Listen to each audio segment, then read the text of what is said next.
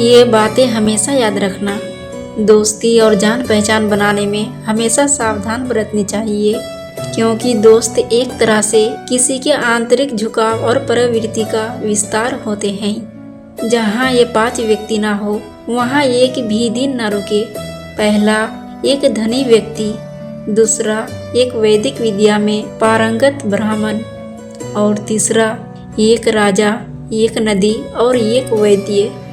वह जो नाशवान के लिए अविनाशी है उसे त्याग देता है, जो वो विनाशी है उसे खो देता है, और निसंदेह उसे खो देता है जो नाशवान भी है। कठोर लोगों को नर्म बनाना है, दूर वालों को अपनी ओर आकर्षित करना है। यदि वे हमारा बुरा करे तो अपना लक्ष्य समझकर भी हमें उनसे सदा प्रेम रखना चाहिए।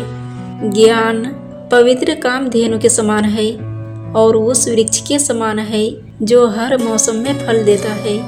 अज्ञात क्षेत्रों में यह सुरक्षा प्रदान करता है और आपको पुरस्कार प्रदान करता है। मनुष्य अकेला पैदा होता है और अकेला ही मरता है, और वह अपने कर्मों के अच्छे और बुरे परिणामों को अकेले ही भोगता है, और वह अकेला ही नरक या परम धाम जाता है। आध्यात्मिक शांति के अमृत से संतुष्ट लोगों को जो सुख और शांति प्राप्त होती है, वह लालची व्यक्तियों को बेचैनी से इधर उधर घूमने से नहीं मिलती है।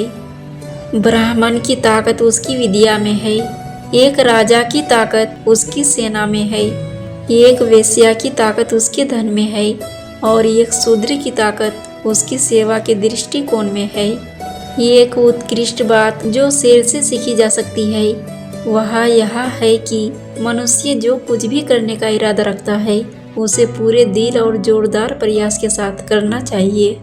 संतुलित मन के समान कोई तपस्या नहीं है और संतोष के समान कोई सुख नहीं है।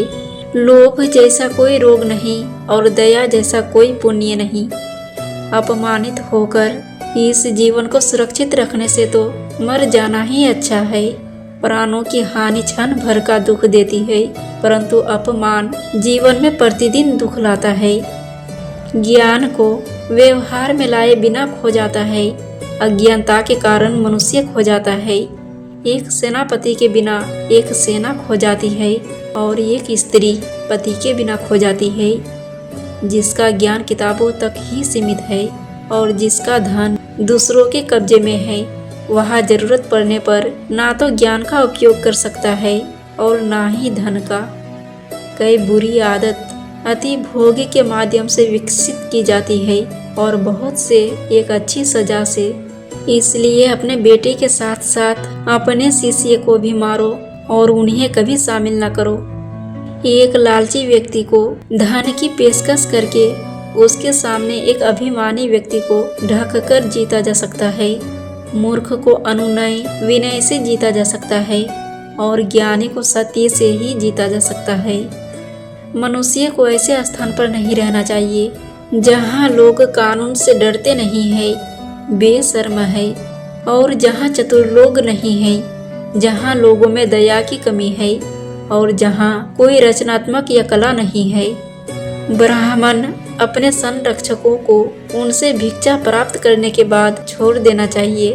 विद्वान अपने शिक्षकों को उनसे शिक्षा प्राप्त करने के बाद छोड़ देते हैं और जानवर जले हुए जंगल को छोड़ देते हैं। अत्यधिक सुंदरता ने सीता का अपहरण कर लिया, अत्यधिक अभिमान ने रावण को मार डाला और अत्यधिक दान ने राजा बलि को गंभीर संकट में डाल दिया। इसलिए अति किसी भी चीज की बुरी होती है। इनसे हमेशा बहुत ज्यादा से बचना चाहिए।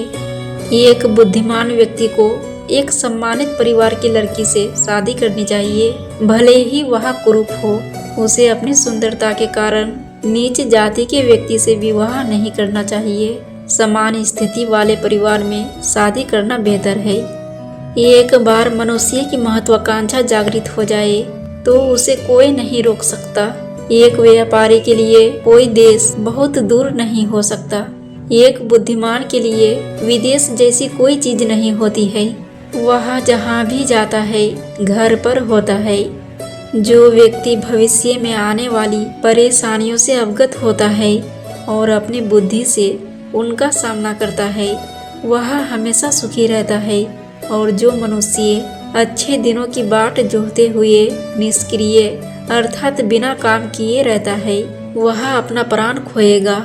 यदि आपको बुरे व्यक्ति और सांप के बीच चयन करना है तो सांप को चुने, क्योंकि सांप आपको केवल आत्मरक्षा में काटेगा, लेकिन एक दुष्ट व्यक्ति किसी भी कारण और किसी भी समय या हमेशा काटेगा। इसलिए इनसे दूरी बनाकर रखना ही अति आवश्यक होता है।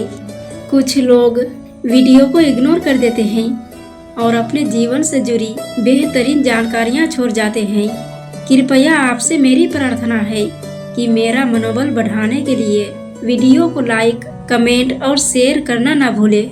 अगर आप चैनल पर नए हैं तो हमारे सोना अनलिमिटेड स्पीच चैनल को सब्सक्राइब करना ना भूलें। धन्यवाद। फिर मिलेंगे दोस्तों अगली वीडियो के साथ। तब तक के लिए जय श्री कृष्णा।